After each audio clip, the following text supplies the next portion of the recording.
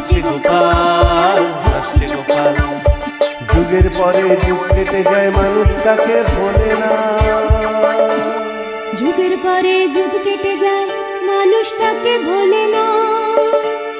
চলে না রে, চলে না রে, চলে না রে, চলে না, চলে না রে, চলে না রে, কাকে ছাড়া চলে না। কে সে পরিচয় কি তার? হাসির রাজা, জ্ঞানের রাজা, রসিক রাজা গোপাল ভাঁড়। হাসির রাজা, জ্ঞানের রাজা, রসিক রাজা গোপাল ভাঁড়। হাসির রাজা, জ্ঞানের রাজা।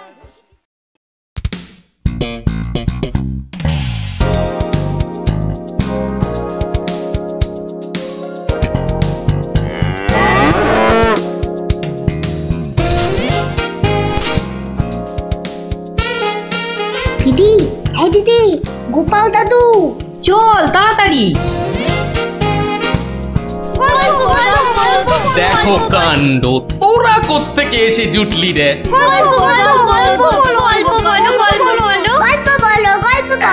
এই দেখো দেখো, আস্তে আস্তে আস্তে। আরে ধুতি খুলে যাবে রে, ধুতি খুলে যাবে। দাঁড়া দাঁড়া, ওরে বে, আমি এখন রাজসভায় যাচ্ছি, পরে এসে তোদের গল্প বলবো। এই দেখো, গল্প না বললে আমরা তোমাকে রাজসভায় যেতেই দেব না। ঠিক ঠিক, গল্প বলো, গল্প বলো। আচ্ছা আচ্ছা আচ্ছা, বেশ, চল ওই গাছতলাটায় গিয়ে বসি। আয় আয় আয়, নাও এবার শুরু করো। শোন তো, তোরা তো ওই মুর্শিদাবাদের নবাবের কথা শুনেছিস? হ্যাঁ, এক ভীষণ খামখেয়ালি লোক, বুঝলি। হঠাৎ হঠাৎ তার মাথায় অদ্ভুত সব খেয়াল চাপে, আর তার জন্য মাথা খারাপ হয়ে যায় আমাদের মহারাজ ওই কৃষ্ণচন্দ্র। তো সেবার হলো কি,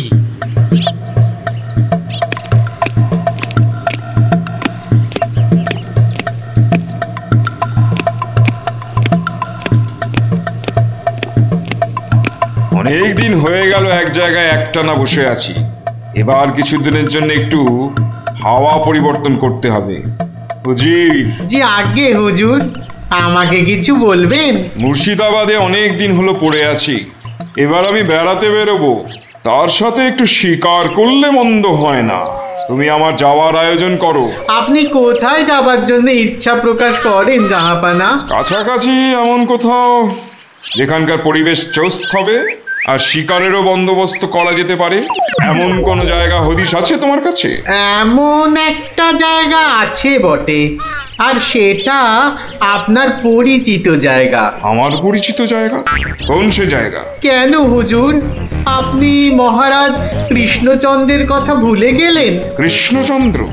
হ্যাঁ হ্যাঁ, তিনি তো আপনাকে বারবারই সেখানে যেতে বলেছেন। ওখানকার পরিবেশও অত্যন্ত ভালো, আর কাছে পিঠে বন জঙ্গলও আছে। আপনার মনোবাসনা সেখানে সহজেই পূরণ হবে হুজুর। ঠিক বলেছো হুজি, ঠিক বলেছো। তুমি এখনই কৃষ্ণচন্দ্রকে সংবাদ পাঠিয়ে দাও যে আমি ওর রাজ্যে কিছুদিনের মধ্যেই ছাউনি ফেলবো। তিনি যেন আমাকে অভ্যর্থনা করার জন্য প্রস্তুত থাকেন। যাও।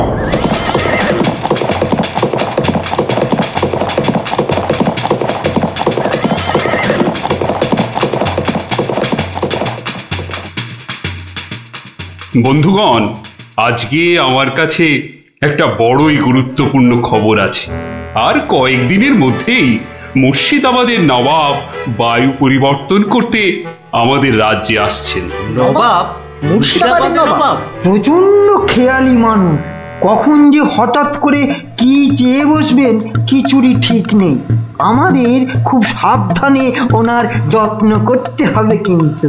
হ্যাঁ, তাছাড়া উনি রাজসভায় আসবেন না, রাজধানীর উত্তর দিকে যে বিশাল অরণ্য আছে তার পাশে ছাউনি ফেলবেন, আর শিকারও করবেন। নবাবের আরাম বিরামের যাতে কোনো ত্রুটি না হয় সেজন্য আমরা সবাই সজাগ থাকব। আমি নিজে সব ব্যবস্থার তদারকি করব। আমোদ প্রমোদ, ভালো ভালো খাবার, সব কিছুর ব্যবস্থা রাখতে হবে। মহারাজ, খাবারের কথাই যখন উঠল তখন একটা কথা জিজ্ঞাসা না করে পারছি না। ওহ, আবার কি কথা? বলে ফেলো, বলে ফেলো। মহারাজ, নবাব সাধারণত গোমাংসই খুবই পছন্দ করেন। কিন্তু এটা তো হিন্দু রাজ্য, এখানে গোমাংস তো পাওয়াও যাবে না। কিন্তু নবাব যদি জেদ ধরেন? খুবই গুরুত্বপূর্ণ প্রশ্ন করেছো মন্ত্রী। সেক্ষেত্রে আমাদের নবাবকে উত্তম রূপে খাসি আর মোরগের মাংস খাইয়ে মন ভরাতে হবে, এছাড়া আর উপায় কি? হ্যাঁ, আর তাতেও উপায় না হলে হাতের কাছেই তো আছে আমাদের কৃষ্ণনগরের বিখ্যাত সরপুরিয়া রাজভোগ। এর স্বাদে আর গন্ধে নবাব গোমাংসের কথা ভুলেই যাবে। ঠিক বলেছ গোপাল, নবাবের এমন খাতিরদারি করতে হবে যাতে সাপও মরে আর লাঠিও না ভাঙে।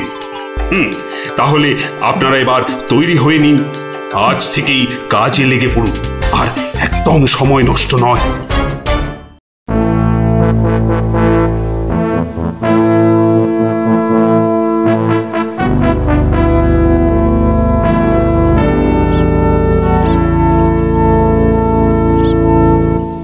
বাহ, বহুত খুব, বড়ই জবরদস্ত চিজ। কি নাম বললেন এই খাবারের? আগে হুজুর সরপুরিয়া, আমাদের রাজ্যের সব থেকে জনপ্রিয় মিষ্টি। তা আমাদের বাবুর্চিকে শিখিয়ে দিলে সে এরকম জবরদস্ত জিনিস নিশ্চয়ই পাকাতে পারবে। নিশ্চয়ই জাহাপনা। তাছাড়া মোগলাই খানার সাথে সরপুরিয়া বেশ ভালোই লাগবে বোধহয়। ভালোই লাগবে, আর তার সাথে একটু মোগলাই গরম মশলা মেশালে স্বাদ আরো বেড়ে যাবে। মিষ্টিতে গরম মশলা? বাবার জন্মেও শুনিনি। কিছু কি আপনি বলতে চাইছেন? না না না না না না, মানে আপনার ভাবনা খুবই ভালো হুজুর। আমাদের ময়রা আপনার বাবুর্চিকে সব শিখিয়ে দেবে। কি হলো, বাইরে এত গোলমাল কিসের? একবার দেখো তো।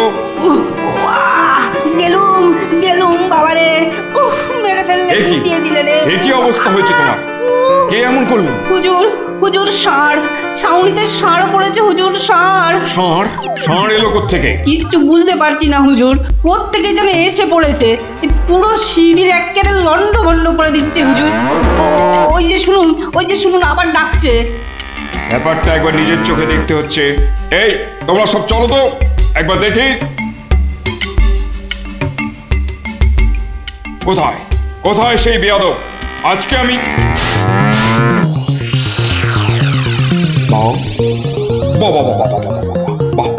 বহুত খুব, কি চমৎকার ষাঁড়, কি নধুর দেহ, যেন তেল চুইয়ে পড়ছে।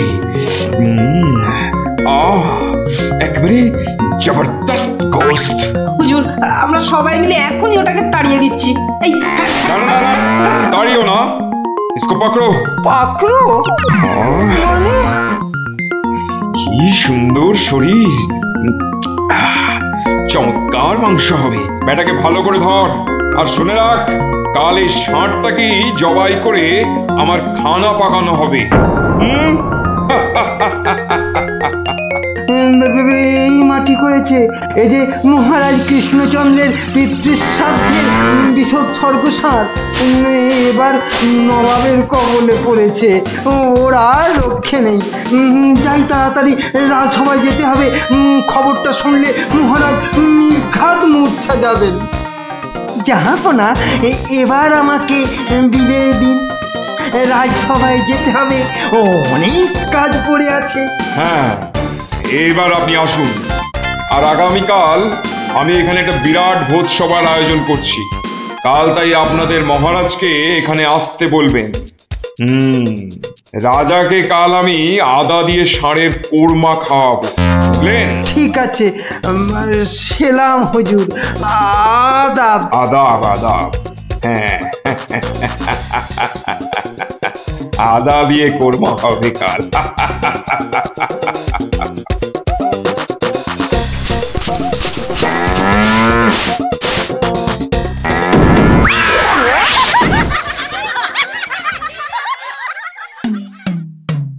কি কথা শোনালে মহামন্ত্রী? আমি কি চরম ধর্ম সংকটে পড়লাম! আমার পিতা শ্রাদ্ধে উৎসর্গ করে ষাঁড়টাকে ধর্মের নামে ছেড়ে দিয়েছিলাম। বৃষোৎসর্গের বৃষ মারা পড়লে যে আমার পিতৃপুরুষ নরকে যাবে। কিন্তু নবাবের হাত থেকে ওকে উদ্ধার করার উপায়ই বা কি? নবাব যাকে খেতে চাইছেন তাকে ছিনিয়ে আনার চেষ্টা মানে তো রাজদ্রোহ বই তো কিছু নয়। তাই তো। ওরে বাবা, সর্বনাশ হয়ে গেল, সর্বনাশ হয়ে গেল। হিন্দুর নগরে গো হত্যা হলো। আমার পিতৃপুরুষের নরকবাস হবে, কোনো উপায় নেই ঠেকাবার। যত সব বদমাশ নবাব। আমাদের এ কি সর্বনাশ হলো, কি সর্বনাশ হলো! থামুন, বিপদের সময় একটা বুদ্ধি দেওয়ার নাম নেই, আবার নাকি কান্না কাঁদতে লেগেছে। সবাই সবাই একদম চুপ করে থাকবেন। আমাকে আমাকে একা ভাবতে দিন তো, দেখি দেখি কোনো শেষ রক্ষা করতে পারি কিনা। আগে মাফ করবেন মহারাজ, আমার উপর ভার দিলে আমি ষাঁড়টাকে নবাবের কবল থেকে খালাস করে আনতে পারি। কার সাথে টক্কর দিতে হবে বুঝতে পারছো? এ হলো স্বয়ং মুর্শিদাবাদের নবাব। আমার উপর ভরসা রাখুন মহারাজ, আমার জেদ তো আপনি ভালো করেই জানেন। তুমি বোধহয় নবাবকে ঠিকভাবে চেনো না। নবাবের মতো বদরাগী লোক রসিকতায় ভোলেন না। আপনাদের নবাবও কিন্তু আমাকে সম্যকভাবে চেনেন না। আপনি বলুন না মহারাজ, আমার দৌড় ওনার জানা আছে কি? তুমি ঠিক কি করতে চাও? আমি তো কিছুই ভেবে কুল পাচ্ছি না। আপনি শুধু একটা ছোট্ট কাজ করুন। ছোট্ট কাজ? ছোট্ট কাজ কিরকম? শুনুন মহারাজ, আপনি নবাবের নামে একখানি পত্র পাঠান। আমার কথা বলুন বলুন বলুন বলুন, আপনি আমাকে পাঠাচ্ছেন। তোমাকে পাঠাচ্ছি? কেন কেন? স্রেফ নবাবের মনটা একটু ফুরফুরে করে দেবার জন্য আপনি আমাকে পাঠাচ্ছেন। গোপাল, আমার কিন্তু ভয় করছে। তুমি কাজ হাসিল করতে পারবে তো? ধরে নিন আপনার ষাঁড় আপনি ফেরত পেয়ে গেছেন। দেখুন এবার আপনার গোপালের খেল দেখুন। বেশ, তোমার কথা মতোই কাজ হবে।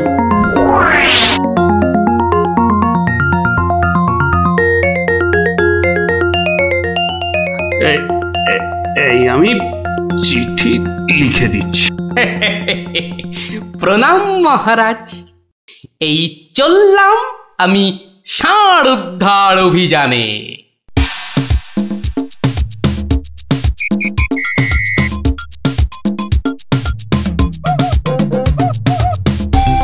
সেলাম হুজুর, আপনার চরণে এই দাসের শত কোটি সেলাম।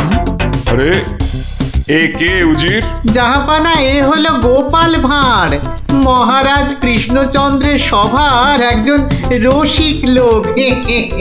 নবাবের দিল খুশ রাখবার জন্যেই রাজাজি একে পাঠিয়েছেন। দিলখুশ? বেশ বেশ। গোপাল, তোমার নাম আমি শুনেছি বটে।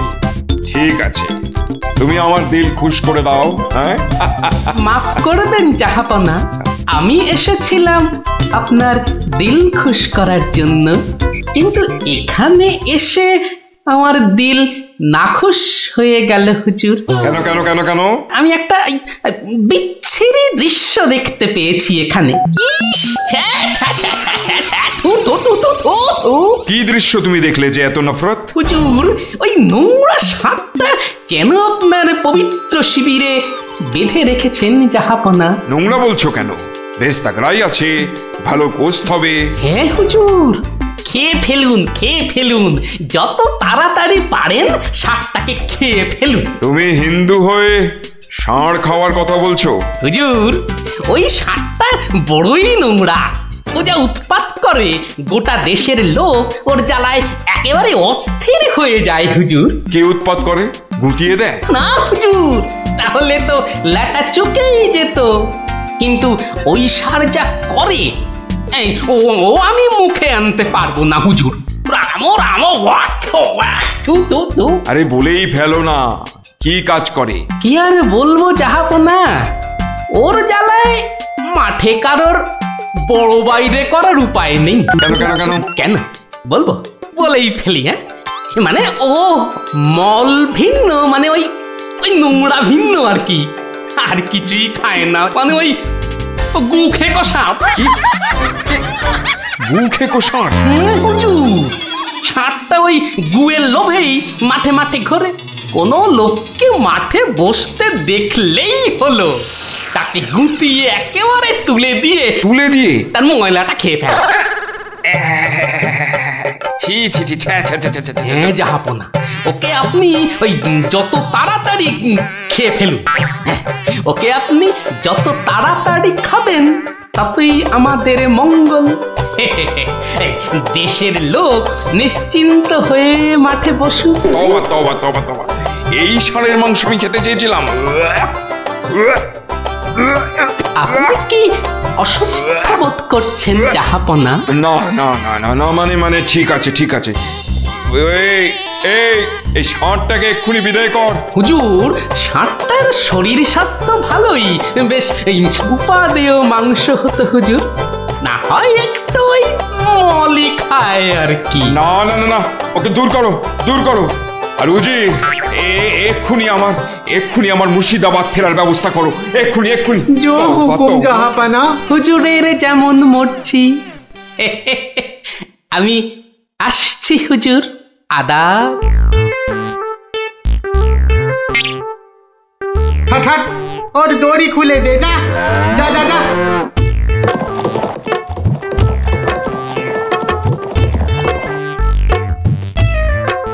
ধন্য ধন্য তুমি গোপাল, চমৎকার চমৎকার। তুই ভাবা যায় না, তুই আজ আমাকে ধর্ম সংকট থেকে বাঁচালে। মন্ত্রী মন্ত্রী, গোপালকে 2000 টাকা পুরস্কার দাও এক্ষুনি। মহারাজের জয় হোক। ব্যাস, নবাব ষাটটাকে ছেড়ে দিয়ে মুর্শিদাবাদ পালালেন, আর আমাদেরও ঘাম দিয়ে জ্বর ছাড়লো। তোরা সব খুশি তো? হ্যাঁ, এবার তাহলে আমি রাজসভায় যাই। কাল কিন্তু আর একটা গল্প বলতে হবে। আচ্ছা বাবা, আচ্ছা, বলবো।